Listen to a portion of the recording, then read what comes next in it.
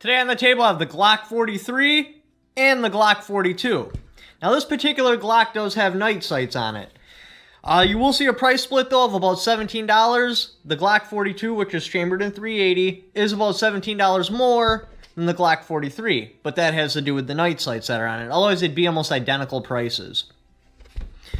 Your Glock 42 is going to be a lighter firearm, it is going to be smaller, and it is going to hold the same capacity as the Glock 43.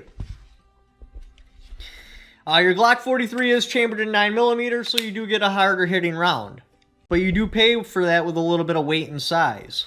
Your Glock 43, obviously smaller and lighter, but you have a smaller and lighter round, a little less power.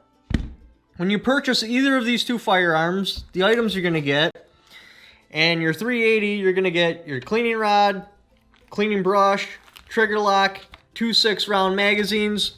They're both identical magazines with your flat base plates on them.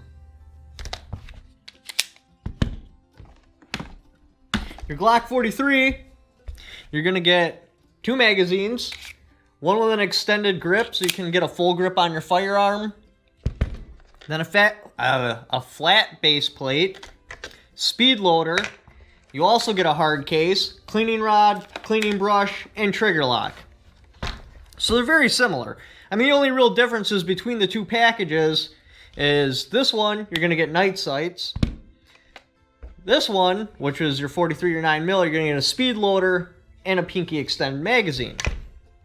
Now, without your pinky extended magazine, I can't get a full grip. Like, I can't even just hook my pinky on it a little bit. It slides right underneath. So you do have to sacrifice a little bit of grip. Now your 43, you can get a full grip with your pinky extended magazine, or if you need it to be just a little bit smaller, you can put the flat base plate on there. Trigger brake. Glock 43. Pretty much average for Glocks. Do get a little bit of movement in the front sight, but there is enough surface area where you can get a death grip on it and minimize a lot of that movement. You're going to be hard-pressed to take really long, accurate shots just because of how tight you got to have your grip, though. The 42. Basically identical, still movement in the front sight. I do get a little bit more movement because there's not enough surface area to get like a really hard death grip on it. Both these are going to suck at really, precise, accurate shots. But for what they're made for, they're going to do just fine. Another drawback to the .380 is, for whatever reason, Glock decided to use the same color dots for their night sights. So it's very possible to misalign your sights. In the dark, in the heat of the moment, you might be going back sight, front sight, instead of back sight, front sight, back sight. It would be very hard to tell the difference. Now, I do believe you should own a Glock.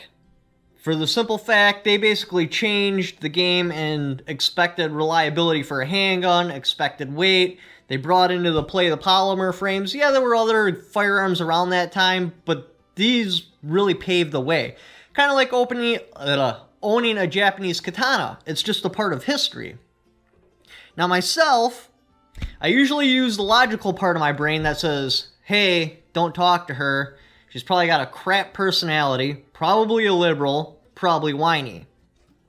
But with Glocks, because I feel there are so many other competitive options out there that you can get for cheaper, that do the same job, if not better, I'm going to use the part of my brain that's like, so me and my girl were wondering if you wanted to come back to our house. We were just discussing how much we love your personality.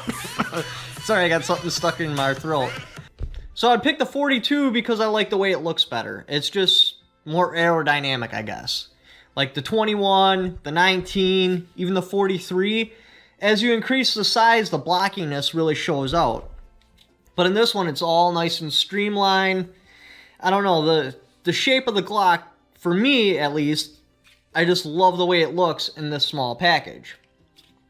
So let's see what we get here today. We get a firearm with sex appeal, night sights, but wait, there's more. Not 1, but 2 magazines, a hard case, a cleaning rod, and a way overinflated price tag. But thank you for watching. Leave in the comments below which one you would pick and why. Don't forget to subscribe.